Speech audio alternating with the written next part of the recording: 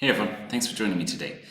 So today I'd like to talk to you about permanent information storage and the effects that that has on enabling ownerless web applications. So first, what is Arweave, the project that I founded and led the technical development of over the last 5 years. Arweave is a blockchain redesigned to store arbitrary amounts of data inside.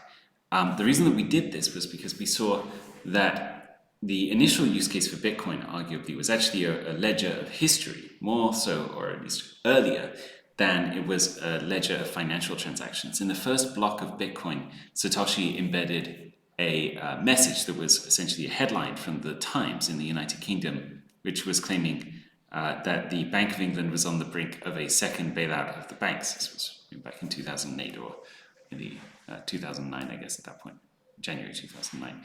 So Satoshi clearly saw that what was interesting about the system, one of the things that was interesting about the system, was that it replicated a ledger of information, a ledger of history in some sense, across the world in many, many different places, and made it impossible to modify those records of history in the future.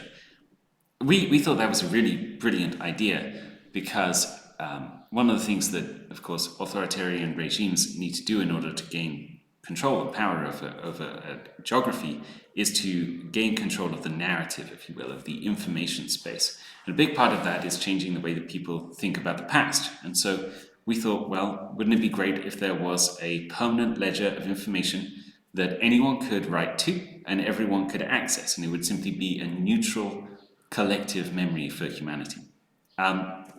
So when we started this project back in 2017, it was not possible to scale a blockchain to fit arbitrary amounts of data inside. That was the first problem we solved. And then we solved an adjacent problem, which is, well, how do you pay for it once you can store the data from a technical perspective? And we built an endowment structure to answer that question.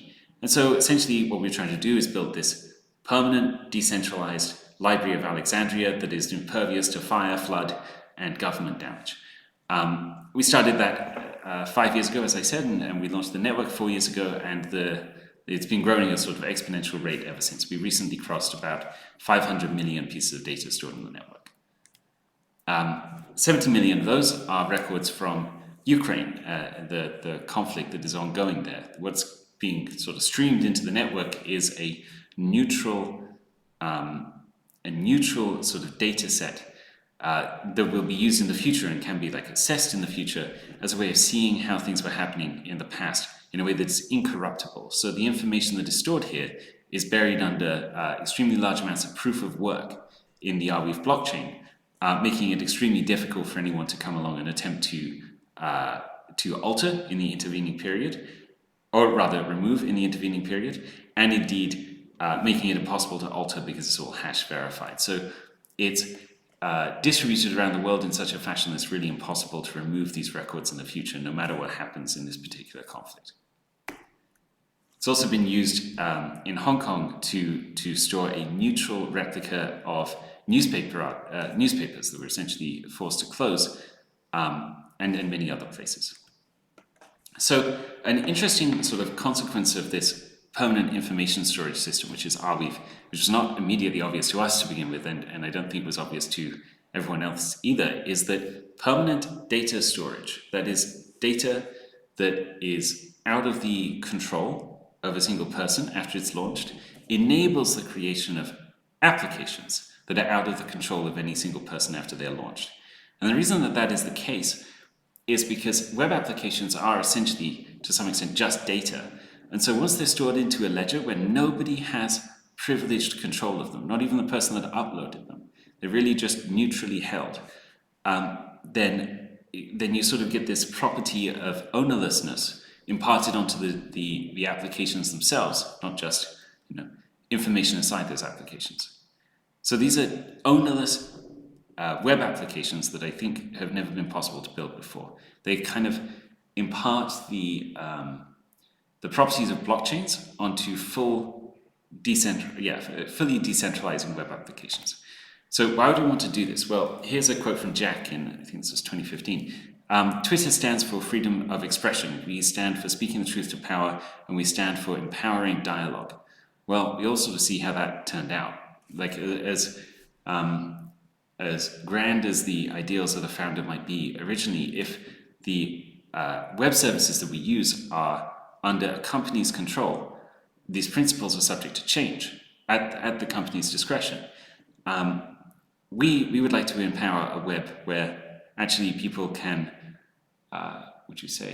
agree upon the rules of engagement before they start to use web applications. And then once they start to use them, they are set in stone. So they can always access that web application in that form in the future without anyone having a right to change it.